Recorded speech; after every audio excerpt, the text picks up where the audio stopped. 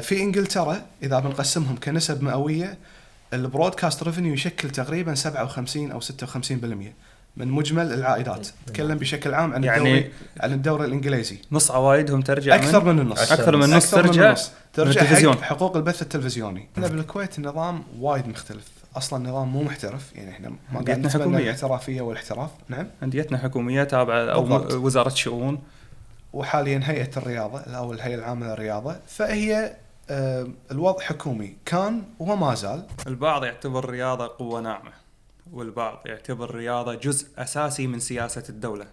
اليوم الرياضة ما عادت هواية فقط، الرياضة اليوم تتحكم بقرارات دول، والاقتصاد هو الركن الأساسي. الرياضة تساوي اقتصاد.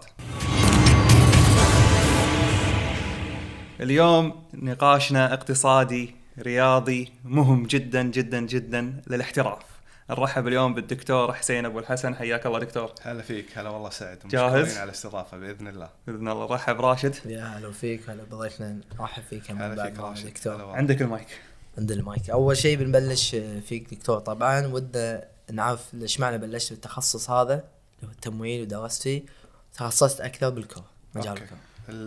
التمويل بداية من أيام الجامعة، يعني لما دخلت جامعة الكويت دخلت كلية العلوم الإدارية وتخصصت في قسم التمويل، فكان تخصصي تمويل.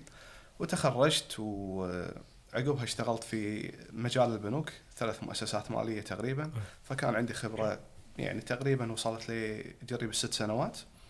وبعدها جتني بعثة من الهيئة العامة للتعليم التطبيقي والتدريب للابتعاث في نفس مجالي اللي هو البانكينج اند فاينانس او التمويل والبنوك. وفعلا تم ابتعاثي وحصلت على ماجستير البنوك والتمويل من جامعة بانجر في ويلز. وبعدها رجعت للتدريس كما هي اللائحة تنص في التطبيقي. وبعدها تم ابتعاثنا للدكتوراه ايضا في بريطانيا مرة اخرى في اسكس بزنس سكول في كولتشستر. نعم. ودخلت قسم الفاينانس اللي هو الفاينانس ديبارتمنت.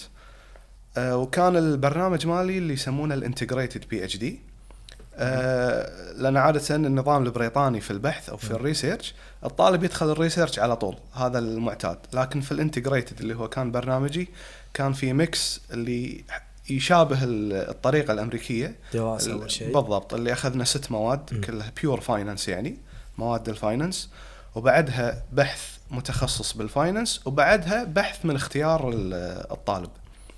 فبعد ما خلصت المرحلة الأولى اللي هي المواد، وبعدها أيضا بحث آخر متخصص في البورصات وفي بالفاينانس يعني بشكل عام. بعدها صار لي التوفيق مع المشرف اللي هو كان بروفيسور إنجليزي اللي اشتغلت معاه في البحث الأولي، واستانست منه واستانس مني هم الحمد لله. البحث الأولي قصدك الماستر ولا؟ لا مو الماستر، اللي هو بعد المواد. سوينا بحث كان لابد ان نسويه عشان نجتاز. بس كان عام طبعا، يعني ما تخصصت بالرياضة. لا بحث بالفاينانس. بحث في مجال الفاينانس بيور. بعدها صار ان انا اختار مجال معين. انا للامانه كان ببالي اكثر من شغله. كان ببالي بالبدايه شغله تتعلق في الاسلامك بانكينج، بس هذه صعبه شويه باليوكي لانه يبي لك جامعه تتبنى النظام هذا، وايضا دكتور يتبنى هالشيء. بعدين كان حطيت الخيار الثاني الشغله يسمونها التكنيكال اناليسيس حق الاسواق، اللي هو قراءه الاسواق الماليه، لان عندي خبره فيها. لكن فاجأني الدكتور بان سالني قال لي انت مبرمج ولا لا؟ كان اقول له لا انا مو مبرمج يعني. كان يقول لي ما راح تقدر تكمل. فهذه اول صدمه كانت حقي، ان الواحد عشان يسوي البحث وإن كان هو بالتخصص وتفهم فيه، بس واحد يحتاج مهارات البرمجة عموما. قلت له أنا من زمان يعني من أيام بانجر كانت ببالي كرة القدم دائما موجودة، بس أدركنا صعوبة عمل بحث في كرة القدم لما تكون في مرحلة الماجستير، ما تكفي، وايد قصيرة وسريعة وكذا. بالدكتوراه عندك أريحية أكثر أنك تختار وتدخل في عمق شوية أكثر. فصار الاختيار، واللي ساعد طبعا بشكل رئيسي أن مشرفي ومساعدة، واحد يشجع أرسنال وواحد يشجع توتنهام، بس اثنينهم بروفيسورية فاينانس. هم استانسوا من البروبوزل، يعني قالوا احنا مستعدين نشتغل وياك ونساعدك فيه. تشجع تشيلسي بعد بينهم؟ لا انا مانشستراوي يونايتد الحين اقول مع الاسف، بس يعني قبل حزتها خلاص بتفتخر. دكتور هذه فيها سؤال، الانديه شلون تشتغل من الناحيه الاقتصاديه والناحيه التمويليه بالتحديد؟ الأندية بشكل عام إذا نتكلم طبعا عشان نتكلم عن هالناحية فنحتاج نروح حق الدول اللي فيها احتراف. طبعا يعني الدول الأوروبية بشكل عام الأندية أو أندية كرة القدم عندها 3 أو 4 مصادر رئيسية حق إيراداتها بشكل عام. طبعا بالبداية احنا نقول ان هي مؤسسات خاصة، يعني على الأقل الأغلب نتكلم بالذات البريمير ليج أو الدوري الإنجليزي بشكل عام كدوري احتراف. مو ملك الحكومة، ملك مالك النادي نفسه. اي نعم. يمكن اسبانيا وايطاليا فيهم شوية تفاصيل غير حلو، لكن بشكل عام اوروبا تتبنى النظام خلينا نسميه النظام الرأسمالي. يعني صح. في ناس يملكون النادي ويديرون النادي. اذا جينا على شلون النادي يطلع فلوس، 4 شغلات رئيسية، 3 أو 4 شغلات رئيسية. رقم 1 عندك الماتش داي ريفينيو اللي هو بيع التذاكر مالت المباريات. هذا شيء. السؤال النقطة هذه بس أنا بدقق عليها شوي، عذرني. طلعوا فلوس من التذاكر الحين أيلك هذه نقطة مهمة. أنا بعرف راح أرجع لك بعد نقطة ثانية. راح أقول لك فيها أرقام. النقطة الثانية اللي هي البرودكاست ريفينيو أو الفلوس اللي يتي من حقوق البث أو النقل التلفزيوني. وهذه طبعا تشكل أكبر جزء في أوروبا بشكل عام وفي إنجلترا بشكل خاص من الإيرادات اللي يتي من البث أو النقل التلفزيوني. أكثر إيرادات تدخل النادي. أيوة. معلومة صادمة راشد تعرفها؟ أكثر نسبة أو أول ما رقم 3 حبيت أوضحها. رقم 3 عندك الكوميرشال ريفينيو اللي هو عائد المدخولات من العمليات التجارية اللي يسويها النادي. يبيع تيشيرتات الحين عشان شيء قلت لك هي 3 أو 4 على حسب التصنيف. الرابعة اللي يسمونها السبونسرشيب اللي هي الرعايات. فنقدر نقول الرعايات والعمليات التجارية sponsorship and commercials ساعات يعتبرون. أنا أعتبرهم مع بعض. إذا بتعتبرهم مع بعض فخلينا نقول 3 كاتيجوريز أو تصنيفات رئيسية حق عوائد النوادي. إحنا بالترتيب كنا عوائد البث التلفزيوني رقم 1 من ناحية إذا نتكلم عن نسبة مئوية. نعم البرودكاست رقم 1. رقم 2 نتكلم عن الكوميرشالز والسبونسرشيب. رقم 3 وآخر شيء بالحسبة هو تذاكر المباريات. راشد شنو كنت متوقع؟ زين انا بعرف شنو كنت متوقع. انا في شغله ببالي اللي ما ادري الحين. الكوميرشال احنا قلنا هو مثل متجر النادي. يمكن النادي عنده متجر سواء مثلا يبيع اقلام وسواء يبيع تيشيرتات براند النادي. هذا ياخذ منه دخل. بس الشركه نفسها مثلا نفترض ان اصلا اديداس معهم اوكي لما يدفع حق النادي عشان يكون سبونسر هذا يعتبر شنو مدخل؟ يعني هذا سبونسرشيب ريفينيو. اي مدخول من السبونسرشيب او الرعايه. زين يعني اعطيك مثال ناخذ عليها مثال حلو بما ان انت شكلك حاب الارقام يعني. اي بس قبل ما اجاوب على سيء بالارقام. قبل ما اجاوب على سؤال راشد احب اذكر ان نقطه الماتش دي عشان تكون يعني يكون الرقم يوضح الصوره حق المستمع والمشاهد. في انجلترا اذا بنقسمهم كنسب مئويه البرودكاست ريفينيو يشكل تقريبا 57 او 56% من مجمل العائدات. نتكلم بشكل عام عن يعني عن الدوري الانجليزي. نص عوائدهم ترجع اكثر من النص. اكثر من النص ترجع حق حقوق البث التلفزيوني. وتقريبا 32% اللي هي جريب الثلث حق السبونسرشيب والكوميرشالز. وبالنسبه حق الماتش داي ريفينيو اللي هو بيع التذاكر ما يزيد عن 13-14%. 15% يمكن في طول الموسم نتكلم في افضل الاحوال. يعني نفترض اذا مثلا كان تشامبيونز ليج فريق عنده الشامبيونز ليج ومن فتره لفتره مثلا دوري انجليزي والشامبيونز ليج او مثلا اليورو ليج هذا الشيء هم يفرق عشان كذي يفرق طبعا يفرق. يعني هالموسم او الموسم اللي طاف الموسم الانجليزي هنا شويه قاعد يعني على قولتهم نفتح هامش. مانشستر سيتي حقق اعلى ناتج من ناحيه الايرادات في تاريخ كره القدم. كم كانت 700 اللي هو 713 مليون باوند او يورو اظن يورو. هذا اللي اعلنوا عنه تو من اسبوع. ايوه 738 اظن او 31. طاف ريال مدريد 713 ومانشستر سيتي 700. شنو السبب اللي يخلي مانشستر يتفوق على نادي بحجم ريال مدريد مانشستر سيتي؟ هذا الاستثناء اللي صار الموسم اللي طاف لان مانشستر سيتي حقق الثلاثيه تمام. دوري تشامبيونز واف اي كاب، وبالذات من الشامبيونز ساعدت في ان تسوي بوست يعني او ارتفاع قوي في ايراداتها من البرودكاست ريفينيو، مع انها تشكل بالنهايه 15%، لكن تعطي هذا البنزين القوي حق الايرادات.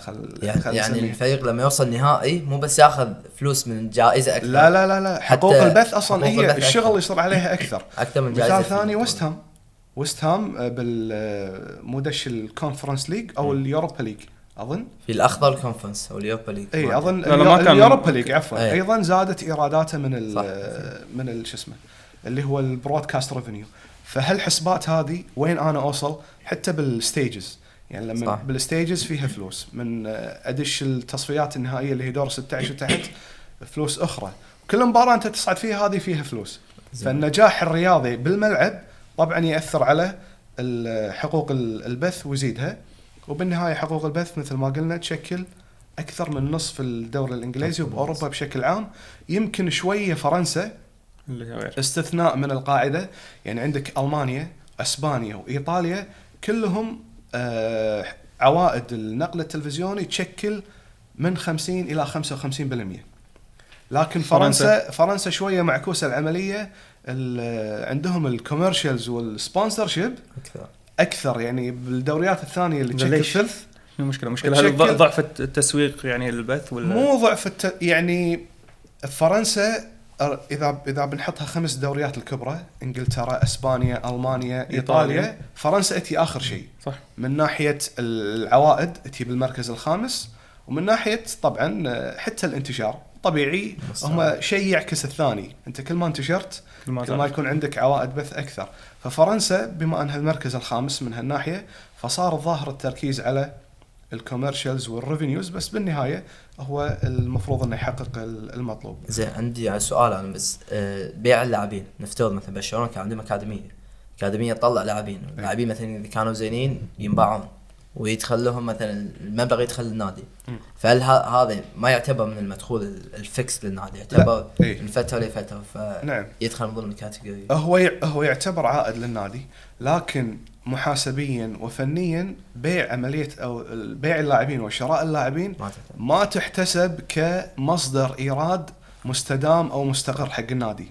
عرفت شلون؟ يعني ما تأخذ بالحسبة، بل أن حتى من ناحية محاسبية لما تروح على الفاينانشالز مالت النادي تلاقي بالميزانية عنده حاط قسمين أو عمودين.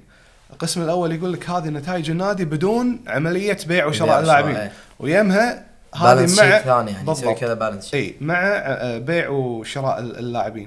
فلأن أنت تدري أنا مرات أبي أشتري لاعب يكون غالي حلو، فهذا يسوي إيراد استثنائي ما يكون بطبيعته يعني مستمر.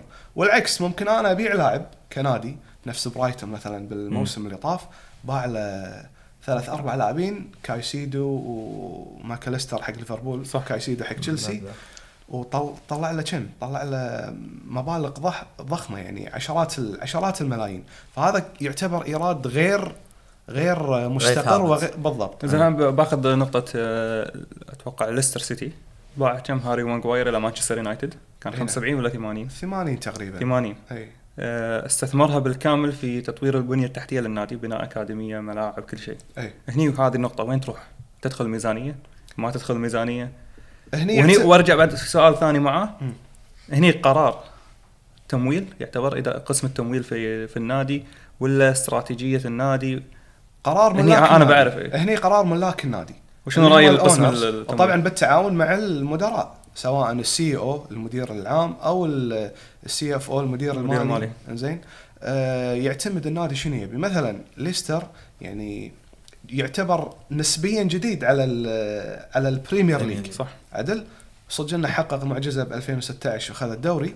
طبعا منديله صغيره نقدر نعتبرها. عاده النادي اللي يصعد نفس لوتن الحين مثلا نادي جديد على الدوري الانجليزي من 30 سنه مو داش البريمير ليج حلو. يكون في متطلبات من قبل الانجليش بريمير ليج اللي هو الاتحاد في تحسين البنيه التحتيه بشكل عام للنادي، ملاعب جديده يمكن الاستاد يكبرونه او يوسعونه في متطلبات معينه طبعا على حسب قدره النادي. ففي حال كان في بيع او ايراد معين طبيعي عشان انا اتوافق مع متطلبات الاتحاد اسويها. واحيانا اخرى لا انا كاونر نادي ابي ازيد الدخل المالي حق النادي، حلو، ما يعني استخدم يعتبر المنصب. جزء من الاستراتيجية المالية طويلة الأجل للنادي. نفس نادي توتنهام دفع تقريبا مليار و200 مليون 1.2 بليون، يعتبر مبلغ وايد ضخم حق نادي لبناء استاد، حلو. صدق انه كان يعني مول بالديون، مو من فلوس الحرة او الفري ماني حق الاونرز، يعني مو جاي حاط من جيبه على قولتهم، هو اخذ قروض ولكن تم يعني ضبطوها من ناحية محاسبية انه يتم اطفاء المبلغ على مدار 50 سنة. نادي توتنهام 50 سنة ديبريشيشن بمعدل 25 مليون باوند تقريبا بالسنة، وهو ايراداته زادت من الحضور في الموسم الواحد بمقدار تقريبا 60 مليون باوند. يعني المبلغ اللي يرجع من الحضور مثلا او القيمه الكامله، هذه العوائد اللي ترجع من الملعب الجديد اللي هو توتنهام ستاديوم اتوقع سموه، اي 25 مليون تروح تسديد القروض. 25 مو تسديد قروض، هو يعني عنده مبلغ يمكن اكبر من اللي تسديد القروض، حلو، بس الملعب في شغله المحاسبين يسمونها الديبريشيشن بمعنى الاطفاء.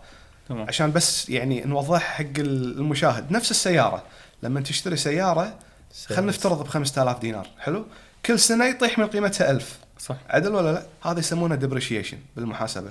نفس الشيء على المباني، هذه كوست عالي، زين شلون ينعكس بالميزانيه؟ يتم اطفائه على مدار سنوات. فشو اللي صار مثلا مع توتنهام؟ 25 مليون بالسنه الواحده لمده 50 سنه، لكن بالسنه الواحده انا ايراداتي راح تزيد بمقدار، يعني هو كان يطلع 45 مليون على ذاكرتي بالسنه، صارت تقريبا فوق ال100، لا زاد 60، يعني صار 100 وشوي، يعني صار هو مع يونايتد ومع سيتي ومع ليفربول تقريبا في ايرادات اللي هي من الماتش داي ريفينيو. فهذه ال60 الزياده مع ال40 اللي قبلها تغطي مصاريف الديبريشيشن، وكذلك الانترست اللي هو الفوائد مال القروض. فمحاسبيا على الورق هو يحقق ارباح من بناء الاستاد رغم ان تكلفته جدا عاليه. اذا هي هذه في معناته تسهيلات من الدوله انه يحصل على شيء، هذا في تسهيلات. طبعا اذا نتكلم عن الدوله كبريطانيا نظام راس مالي شامل يشمل كل القطاعات، فالتسهيلات بشكل عام موجوده حق اي صناعه، وكره القدم بشكل خاص. بالنهايه شنو السبب؟ شنو اللي قاعد تقدمه كره القدم للدوله؟ مو بس كره القدم، الرياضه بشكل عام. الرياضه بشكل عام تعتبر جزء من الكيان العام للدوله اللي هو راس مالي، اللي هذه تعتبر جهه اللي هي الرياضه والاتحاد الانجليزي بشكل خاص، جهه تطلع لي ضرائب للدوله. يعني في ارقام كوميرشال تيشيرت يعني كمثال اذا ناخذ مثلا شركه تسكو او استرازينيكا في بريطانيا. تسكو الجمعيه المعروفه، تتكلم عن بريطانيا كلها، صح، تمام. كذلك استرازينيكا من اشهر شركات تصنيع الادويه في بريطانيا. ذكرنا ذكريات سيئه. زين هذول كل واحده، يعني مثلا تسكو تشكل نسبتها من الاقتصاد البريطاني 0.18%. 0.18% كأنك يعني كأنك تبي تقول إذا في 500 شركة كبيرة في بريطانيا تشكل الاقتصاد البريطاني، هي واحدة منهم. البريمير ليج اللي يعتبر شركة يشكل 0.33، يعني دبل قيمة حق الاقتصاد، دبل تسكو، وكذلك دبل أسترازينيكا أو مقارب للأسترازينيكا. فهو كشركة أتكلم من منظور منه، من منظور الدولة، من منظور يعني إنجلترا أو بريطانيا. نعم، هذه جهة تطلع لي فلوس، تطلع لي ضرائب، هذا رقم واحد. 2 آلاف الموظفين من الدولة اللي يتم توظيفهم في وين؟ في سواء في الأندية. الحين نتكلم شيلك من اللاعبين، موظفين إداريين، كوتشنج ستاف، الستيوردز اللي حتى هم بالستاديومز، هذه كلها آلاف الموظفين. هذه شنو؟ هذه يعني موظفين لهم دخل خارج نطاق الدولة، زائد السياحة بعد، غير السياحة الرياضية، الجمهور اللي قاعد يسافر والأمور هذه. هذه تعتبر أثر غير مباشر أو ممكن نعتبره مباشر. ليش؟ لأن في إنجلترا تجذب عدد كبير مثل ما تفضلت من السياح بالعالم. زين إذا ياني السايح معناته بيقعد فنادق، معناته بياكل بمطاعم. هذا اللي يسمونه قبلها أنا راح أدفع فلوس الفيزا خلينا نعتبر هذا رسم بسيط، بس هو يسمونها الهوسبيتاليتي، اللي هي انت راح تشغل، يصير في عندك نسبة اشغال تكاسي والفنادق، تكاسي المطاعم، فطبيعي انت شغلت ليفل ثاني من الاقتصاد اللي هو قطاع ثاني اللي هو الهوسبيتاليتي. فهذه كلها لما تحطها مع بعض يعني تدش في ضمن نطاق اقتصاد الدولة العام. أنا برجع طبعا هذه الصورة الإيجابية. أنا برجع لتوتنهام قبل لا ننتقل في صورة سلبية للتمويل والاقتصاد. توتنهام بنى ملعب كبير يعني مقارنة بالملعب السابق، وهو طور وخذ هذا ملعب عملاق للأمانة. والملعب طبعا في اي بي يعني ما كفي في اي بي واحدة، أتوقع أقوى ملعب بالعالم حاليا. من ناحية التمويل لما تقعد قسم التمويل ويرسم استراتيجيات، ما يعتبر هذا الشيء مخاطرة أن أنا أنتقل الملعب مثلا 30-40 ألف فجأة إلى ملعب 60 و70 و80 ألف. طبعا كل شيء في مخاطرة، كل شيء في عالم الاستثمار في مخاطرة، لكن تكون المخاطرة محسوبة. في مثال توتنهام شنو ممكن نقول يعني شنو ممكن نتصور؟ يعني هي راح ادش في صراع بين قسم المحاسبة وقسم التمويل مثلا. حلو، بس هذه ممكن نتصورها بسهولة. شلون؟ أنت الأندية الإنجليزية بشكل عام عندهم تاريخ وايد عريق في البطولات وفي الحضور الجماهيري، صح ولا لا؟ أكبر نسبة إشغال في إنجلترا في أوروبا بشكل عام هي في إنجلترا، 98% نسبة إشغال الكراسي. تمام. وبعدها هي على طول ألمانيا تقريبا 92%. اسبانيا وايطاليا شويه تقرب على المانيا اللي هرتا برلين. المقصد ان هم نسبه عاليه وتاريخ نتكلم عن اكثر من 100 سنه، والبريمير ليج بحلته الجديده بروحه 30 سنه، فعندك تاريخ وعندك حضور، كل سنه الملعب مليان. فاساسا انا ما جيت سويت الملعب الا في طلب عالي، هم مو يبيعون السيزون تيكتس. زين انا اذا عندي 40 بالضبط يا راشد 40-50 ألف كرسي قاعد تنباع كلها وعندي ويتنج ليست يمكن دبلينها، فهني شنو القرار يصير؟ إذا أنا أي ابن استاذ أنا طبيعي راح أملي الكراسي هذه الجديدة، تبقى حسبة التسعيرة وحسبة التمويل إيش كثر يكلف، هل هذا راح يغطي هذا ولا لا؟ فهني يتم اتخاذ القرار بسهولة نسبية خلينا نقول. تمام. ويمشي بالمشروع، وفعلا هذا اللي صار مع توتنهام. وفي نقطة بغيت أضيفها أن توتنهام هم تبنوا مع التعاون مع F1 راح الملعب راح يتغير، راح يصير فيه سكاوتينج، راح تيجي فترة أتوقع بالصيف فترة راحة اللاعبين. نعم. راح تتحول حق حلبة كاوتينج. هذا الشيء مضاف ممكن هذا شيء وقعوا معهم رسميا. هذا رسميا يعني، فأنت عندك كولاب وتعاون مع جهات ثانية. عندك لما يلعبون رجبي ساعات يلعبون يستخدمون الملعب، NFL كرة قدم أمريكية. عدل هذا من ضمن العوائد العالية اللي ملعب توتنهام. يعني غير سالفة أن أنا زدت السعة للسعة الجماهيرية، صار الملعب لأنه كبير ينظم فعاليات غير فعاليات البريمير ليج وكرة القدم، من ضمنها مثل ما قلت الرجبي أو أمريكان فوتبول هو أمريكان فوتبول أو حتى كونسرت إيفنتس، وهذا اللي قاعد يشتغل عليه ريال مدريد الحين، اللي هو بناء الملعب والسراديب إن أرضية تحرك تنزل تصعد.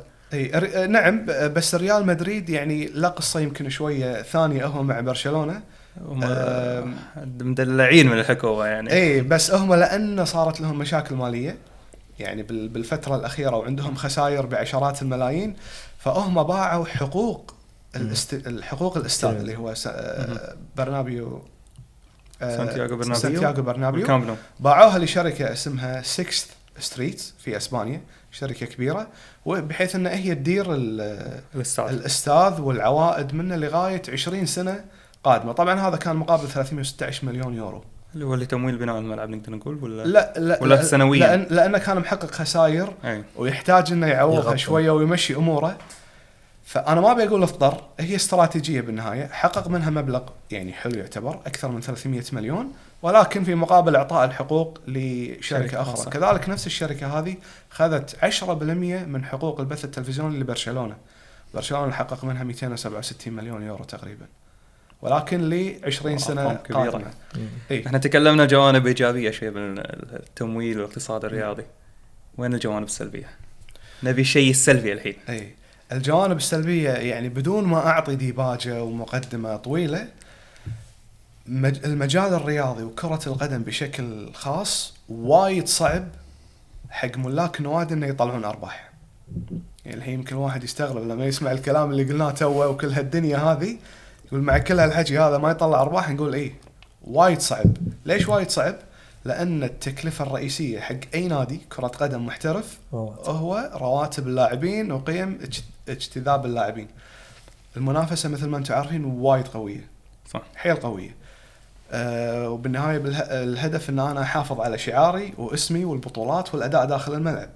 فلما يصير هذا التنافس ترتفع قيم اللاعبين بشكل وايد كبير، يشوف النادي نفسه مضطر من ضغط الجماهير، من رغبة النادي نفسه بما فيهم الملاك ان انا ابي احافظ على مستواي الرياضي، فيدفع مبالغ عالية بهدف انه يجيب اللاعبين هذولي.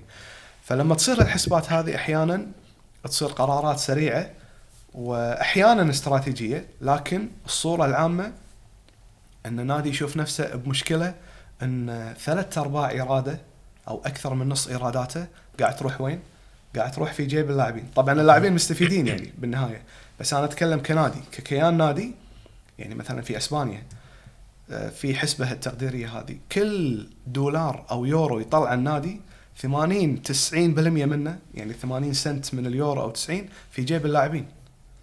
انجلترا يمكن ما نروح بحسبة كبير. اي بانجلترا يمكن ما نروح بحسبة وايد بعيدة، لكن مع قوانين الفاينانشال فير بلاي اللي بلشت تتفعل تقريبا من 2016، اللعب المالي النظيف، صار في مثلا في انجلترا كاب ان انت المفروض رواتب اللاعبين ما تتجاوز 60 إلى 70%. بعد يمكن يعتبر متجاوز من إيرادات يعني النادي. وهذا الشيء موجود بالان بي اي. يعني شفنا الواريورز لما كان يبون كيفن دورانت من افضل اللاعبين يعني بالسله، اضطر واحد من اللاعبين ينزل راتبه على اساس انه يقدرون ما يطوفون الفير بلاي. النظام الامريكي متبني السقف او الكاب من زمان، يعني سابق الاوروبيين بوايد، الرأسماليين سابقهم بوايد الامريكان، ونظامه مختلف.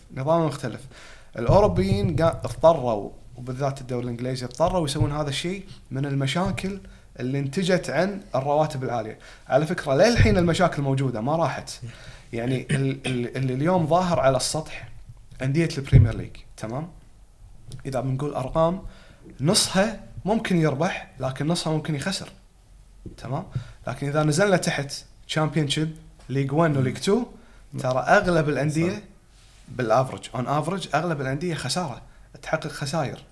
فهذه الصوره السلبيه، هذه الصوره السلبيه العامه حق اقتصاديات كره القدم، انه مو سهل انت تحقق فيها ارباح. لذلك هي تحتاج عامل رئيسي غير عن اي مشروع تجاري اخر. تمام. هني في سؤال انا بسالك اياه. اللي فهمته انه ممكن القرارات واستراتيجيات الادارات الانديه او بالتمويل بالتحديد ما تمشي على ورقه وقلم وكم كسبنا وكم خسرنا ارقام. يعني ممكن تبنى على قرارات ثانيه. نعم. بناء على الظروف المحيطه للنادي. هني بحط لك لاعب مع تشيلسي فرناندو توريس، شنو سالفته؟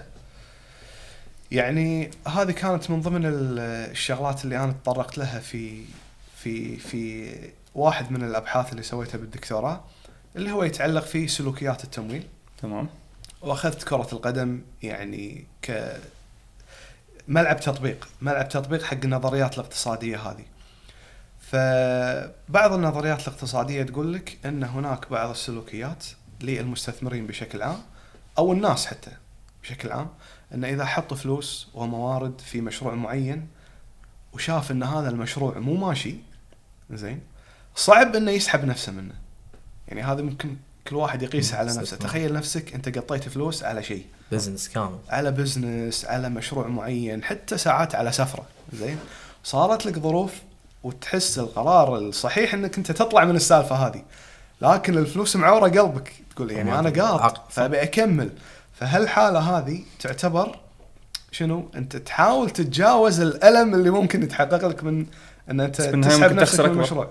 صحيح. لكن الناس بشكل عام ما تفكر بالطريقة هذه زين.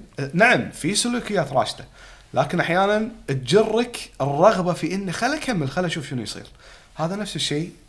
ارجع على سؤالك، اذا بنطبق في مجال كرة القدم، اذا نادي او مدرب شرى لاعب بتكلفة عالية، يكون طبيعي متوقع منه اداء معين، عدل ولا لا؟ صح. اذا صار ان هاللاعب ما حقق الاداء اللي انا ابيه، يعني مثلا فرناندو توريس كان في ليفربول نجم، شروه تشيلسي على ما اذكر تقريبا ب50 مليون، حزتها 50 مليون، حزتها 50 مليون، مبلغ وايد كبير. فانا متوقع مع ليفربول طبيعي متوقع منه مبلغ وايد كبير، اداء وايد كبير. فهالاداء هذا ما كان موجود بالنسبه حق تشيلسي زين. فالوضع الطبيعي نتكلم النظري، خلينا نسميه مو الطبيعي، الوضع النظري ان انت هذا اللاعب ما قاعد يؤدي لي، حطه على الخط، حط احتياط. لكن ما كان هذا الوضع مع فرناندو توريس وغير فرناندو توريس. هذا لاعب انا شاريه يعني قيمته تاثر على لاعب شاريه 50 مليون، فابي احطه يمكن اليوم يسوي لي شيء. هذا نفس السلوك هذا يعتبر مناقض حق النظريه الاقتصاديه العامه اللي هي تقول لك لازم انت تطلع من المشروع هذا بشكل طبعا مختصر. يبي له قرار جريء طبعا يبي له قرار جريء ويفكر بطريقه 1 زائد 1 يساوي 2 يعني. وندخل في المحور الأخير نبي نتكلم عن الكويت. في سؤال ببالي إن شلون تعمل الأندية الكويتية اقتصاديا؟ يعني احنا تكلمنا عن الأندية الأوروبية، تكلمنا مثلا النظام الأمريكي شوي دخلنا فيه، بس بالكويت عندنا احنا بالكويت النظام وايد مختلف. اصلا نظام مو محترف، يعني احنا ما قاعد نتبنى الاحترافيه والاحتراف. نعم، انديتنا حكوميه تابعه او وزاره الشؤون، وحاليا هيئه الرياضه او الهيئه العامه للرياضه، فهي الوضع حكومي كان وما زال. زين، نتمنى طبعا وهناك تحركات الى ان ننتقل باذن الله، وان كان خطوه بخطوه الى ان شاء الله الاحترافيه. لكن الوضع القائم هو وضع حكومي 100%. الحكومه تبنت الملف الرياضي من الخمسينات يمكن، من التأسيس وما زالت، وتصرف أموال وتبني استادات وتبني منشآت رياضية وتصرف على كل الرياضات. طيب، فهذا سيستم ونظام ونموذج مختلف تماما عن ما يقارن. وهذا الوضع كله عارف، يعني كل الناس عارفينه. اتصور اللي يسمعون هالحلقه عارفين احنا انديتنا في ميزانيه سنويه من هيئه الرياضه تستلمها الانديه بالضبط، وتبدي تتصرف بناء عليها. بالضبط. منو اللي يتصرف في هذه الاموال؟ مجالس الادارات اللي هي تكون منتخبه من قبل اعضاء الجمعيه العموميه. عدل ايضا هذا النظام مختلف. حلو، هذا الكلام اتصور اغلب اللي قاعد يطالعون الحلقه عارفينه. إذا بنتكلم شنو ممكن يصير أو شنو قاعد يصير وشنو ممكن يصير بالمستقبل، اللي قاعد يصير الحين طبيعي في محاولات أن الرياضة الكويتية بشكل عام وكرة القدم بشكل خاص تحاول تواكب اللي قاعد يصير برا. مثال بسيط، احنا من 2-3 يعني من بعد الكورونا صار في مثلا عملية إلزام الأندية في العقود مع لاعبين الفريق الأول. صحيح، هذا الشيء قد يكون في رغبة من الداخل، لكن أيضا ما نقدر نستبعد الضغوط الخارجية. اليوم أنا عندي اتحادات دولية، لما تشوف لاعبين قاعد يشاركون مثلا في بطولات أو تشوف الوضع بشكل عام وتشوف أن هذا اللاعب أصلا ما عنده عقد ويا النادي، زين، هني ممكن تتشكل بعض الضغوطات من الخارج على الداخل. وصلنا لنتيجة، صار في إلزام اليوم على الأندية أن توقع ويا اللاعبين، وإن كان شوية صعبة على بعض الأندية أو أغلب الأندية لنقص الموارد المالية، لكن هذه خطوة كانت. الخطوات القادمة المطلوبة تشريعات أكثر وقوانين أكثر لتنظيم العملية هذه بصورة أفضل. وأنا أعتقد أن هذه الشغلة ماشين فيها هيئة الرياضة أو الجسم الرياضي بشكل عام بالكويت في إدخال يعني تشريعات جديدة وقوانين جديدة عشان تنظم القصة هذه بما يتعلق في عقود اللاعبين وأيضا إدارة الأندية، خصوصا بعد ما اسمحوا للأندية في الاستثمار. صح، اليوم الحكومة نعم عندها دعم حق الأندية، لكن واضح أن هذا الدعم مو كافي. طيب، فمن الطرق الزينة للأمانة اللي سوتها الحكومة أن بدال ما أعطيك مبلغ كاش ويكلف الدولة، وإن كان هذا مطلوب في مرحلة لاحقة أو حتى حالية، لكن فتحت باب الاستثمار حق الأندية، بمعنى الأراضي أو المساحات اللي موجودة في الأندية تقدر تستغلها لتأجير المشاريع التجارية. طيب، هذا موديل وايد حلو، يعتبر كستمايزد حق الكويت، يعني مخيط على الكويت. انت بالكويت ما عندنا مثل ما هو واضح، ما عندنا المدخول الجماهيري المتعارف عليه باستثناء مباريات العربي والقادسية، صح ولا لا؟ صح، يمكن الأندية الثلاثة الكبيرة بينها وبين بعض بس. زين، فهذه شيء انت ما تعتمد عليه بقوة. اصلا احنا قاعد نقول الدوريات الأوروبية الكبيرة ما تشكل إيرادات أكثر من 10 إلى 15%، وإن كانت مهمة، لكن بالكويت هالحسبه ما نقدر نحطها حسبه الجماهير، نحطها هذه في نقطه يعني انا من سنين يمكن ما تكلمت فيها، لكن مره صار نقاش بيني وبين واحد على الموضوع هذا. انا شخصيا ضد بناء اي ملعب كبير بالكويت. انا لو بكون صاحب قرار ممكن ملاعبنا بالكويت ما تزيد عن 8000 مشجع. ممكن احسنت، هذا تفصيل ممكن يدخل في الاستراتيجيه اللي قاعد اتكلم فيها الحين، ان انت ما عندك اساسا حضور جماهيري، فهذا مو مورد التركيز سواء من الجانب الحكومي او الانديه او حتى اللي تالي بيه ويخصص ويمتلك نادي. اليوم انت عندك كوميرشلز وسبونسرز، وان كانت بقدر وايد اقل طبعا من برا، ضعيفه جدا، لكن انت عندك تاجير المساحات الرياضيه اللي تحقق مدخول لا باس فيه حق الانديه. صح. تقدر تخليها على الاقل اذا تديرها بشكل صحيح ممكن تغطي التكاليف. واحنا هنا طبعا قاعد نتكلم عن نادي في كل الالعاب مو فقط كره القدم، فالنادي بدأ يخلصون الحين النادي، يعني بتتخلص الى لعبتين جماعيه او لعبه فرديه عشان يقدر. عرفت شلون؟ برجع حق نقطه ذكرها سعد اللي سالفه الاستثمار ممكن يكون في ريسك. هذا الشيء اللي احس قاعد يميز اصلا الانديه برا. لما انا عندي بزنس كامل حرفيا هذا بزنس، فانا احاول كثر ما اقدر استثمر فيه واطور فيه. مو بس بالكويت عندنا العكس، يعني انا فلوس قاعد تجيلي اودي خاص كل شهرين قاعد تجيلي فلوس مثلا من الهيئه، فانا خلاص فلوسي ثابته، فما احتاج اتعب على الاستثمار، ما احتاج اتعب على مثلا الاستاد نفسه، على الاجار، على اساس ان اقدر ادخل مصروف للاعبين نفسهم والاداريين. لا انت تقدر الامانه، يعني بالوضع الحالي انت مثلا مجلس اداره نادي والحكومه عطتني هذه الاراضي وقالت لي استغلها. صح. زين، لازم في بارت هني من نفس، يعني يكون في مبادره من نفس مجلس الاداره، خلينا نقول يكون شاطر في جذب مستثمرين، سواء المساحات اللي موجوده في النادي او حتى العقود التجاريه. يعني يحتاج النادي نفسه انه يتحرك، اللي يوصل مرحله اللي الوزاره تقدر توقف الدعم، لان النادي خلاص او تقلص الدعم. هذا نسميه الهدف النهائي او الالتيميت ايم حق الحكومه، ان انا شوي شوي اطلع الانديه من عبايتي واخليها تعتمد على نفسها. بس بالنهايه حق عشان الكلام اللي قلناه توه، اصلا الدوله ما فيها ضرائب. اي النادي بشكل عام يعني بوضع التجاري الرأسمالي مو سهل يربح. صح. فما بالك في دوله نفس دولتنا، فطبيعي حتى لو يتم تخصيصها. هني انا الرساله يعني او خل اقول اهم رساله نحب نوصلها، انه هذا سؤالي، اذا دشت الشركات شلون راح تربح؟ بالضبط، ان حتى لو وصلنا لنقطه التخصيص، طيب لازم يكون في دعم حكومي. يعني لا يتصور احد ان بما ان خصصنا معناته انا اشيل ايدي بشكل كامل. لا، الحكومه تقدر تدعم مثل ما حاليا قاعد تدعم الانديه من خلال المساحات. تمام. هذا كمثال. عندها 1000 طريقه وطريقه ان تقدر تدعم ملاك النوادي ان يقدرون يشيلون نفسهم، مو بالضروره ماديا ومباشره. يمكن من اهم الاسباب والامور اللي ممكن تساعد فيها الحكومه هي توفير الاراضي. اليوم الأراضي بالكويت طبعا معروف يعني وايد غالية، وما هو متاح حق أي مشروع تجاري أن أنا أشتري أرض وأبني عليها أي مشروع. لما توفر لي إياها أنت راح تسهل علي وايد أمور. فالمقصد أن مساعدة الحكومة حق الملاك اللي ممكن يجون بالمستقبل شيء ضروري جدا. وفي شغلة ثانية أنا كنت بقولها قبل الحين يمكن يا وقتها، أنه بالنهاية رياضة كرة القدم صحيح هي صارت اقتصاد أو جزء تجاري واقتصادي، لكن ما تقدر أو لا تنفك عن الباشن اللي هو الرغبة، رغبة الملاك، رغبة الجماهير. هي بالنهاية لعبة رياضية فيها حماس وفيها وناسة وفيها تنافس. هذا الجانب ما ينفك عن الجانب الاقتصادي البحت. يشتبكون مع بعض. ترى حتى في إنجلترا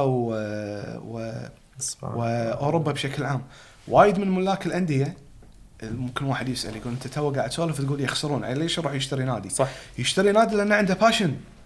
هو مليونير أو ملياردير يقدر يحط فلوس في نادي زين يشتري فيها الباشن ماله فيها. زين دخول الشركات بالكويت، إذا الحكومة ساعد وفرت لك أراضي، شركة بتدخل الكويت. أي هذا السؤال اللي بنختم فيه. أي نعم. من ناحية منظور اقتصادي للشركة شنو الفائدة لي؟ شلون أقدر أطلع فلوس من أندية بالكويت؟ أوكي. خلينا نبقى بالقالب الكويتي بالتحديد. القالب الكويتي اليوم النظام اللي قدامنا أن أنا تكون عندي مساحات وأجرها. هذا رقم 1، مساحات استثمارية وأجرها. رقم 2 أن بالنهاية لازم أنت تحاول تجذب مستثمرين، سبونسرشيبس وكوميرشلز. زين هذول شلون اجذبهم؟ طبيعي لازم شويه ارفع المستوى عشان اقدر اجذب الجمهور. لما نقول الجمهور ترى مو بالضروره اللي يحضرون داخل الملعب، جدا مهم ان في ناس قاعد تطالع بالتلفزيون، هذا وايد مهم. بس احنا بس البث عندنا مجاني. انت الحين صار مو مجاني هالسنه، ما زال مجاني كويت مجاني عن طريق شو اسمه. لا المقصد انه تم اعطائه لجهه خاصه، صح، اللي هو شاشه. هو تعتبر نقطه ايجابيه بالكويت، نقطه الى الامام. تمام. الحين اكيد لها سلبياتها ولها ايجابياتها، لكن هي نقطه الى الامام. طيب بالنهايه الشركه خاصه اللي استلمت حقوق البث، فهي هذه الشركه الخاصه مجبره طبيعي بما انها قاعد تدفع فلوس حق الاتحاد. شلون بطلع فلوسي؟ انها تطور، لازم اجيب دعايات وسبونسرز وكوميرشلز عشان تغطي تكاليفي، صحيح؟ فبنفس الوقت انا احتاج ان المستوى يرتفع. فعشان المستوى يرتفع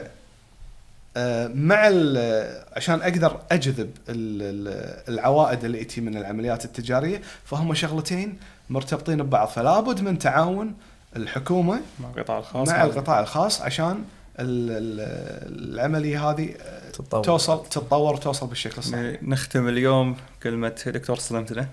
يعني اليوم بالنسبه لي كان صدمه ان الرياضه ما فيها الربح العالي في بعض الامور. الربح مو سهل في كرة القدم إلا إذا صارت يعني أو صار في تعاون بين جميع جهات الدولة، سواء القطاع الحكومي والقطاع الخاص، خاصة بدولة مثل دولة الكويت. يعني إحنا ما في ضرائب، فالعوائد اللي راح ترجع من الرياضة ممكن تكون أقل من الدول الثانية. ذكرت خوش نقطة سعد، يعني الضرائب بالنهاية الدول الرأسمالية شيء أساسي، يعني العمود الأساسي أو العمود الفقري حق الدول الرأسمالية. إحنا بالكويت ما زالت من غير ضرائب، لكن إذا تبي تتجه في اتجاه تخصيص بعض منشآتها بشكل عام مو بس الرياضة، الدولة طبيعي تحتاج أنه تفرض رسوم، يعني تفرض رسوم أي كان نوع الرسوم أو ضرائب، عشان أنا كدولة أستفيد بالمقابل. لأني بفرض ضرائب ورسوم أوفر الأرضية الكاملة حق المستثمر في أي مجال أنه يقدر يطلع ربح عشان يقدر يدفع لي الضرائب هذه. كل الشكر دكتور، سعدنا استضافتك اليوم. كل الشكر راشد، الله يعطيك العافية. استمعنا جدا بالمعلومات، يعني اسمع سعد ذكر خصوصا معلومة ان أكثر من 50% من أرباح النادي من التلفزيون، مو من حضور البرامج أو حضور الدوريات. يعني اليوم بينت لنا أشياء من خلف الكواليس، أنا أعتبرها معلومات بالنسبة لي صادمة، معلومات جميلة اليوم. ونتمنى أن الحلقة هذه لنا وأي شخص يتابع أنه ممكن شوي تساعدنا في فهم المنظور الاقتصادي في كرة القدم أو في الرياضة بشكل عام. الله يعطيكم العافية ونشوفكم حلقة جاية.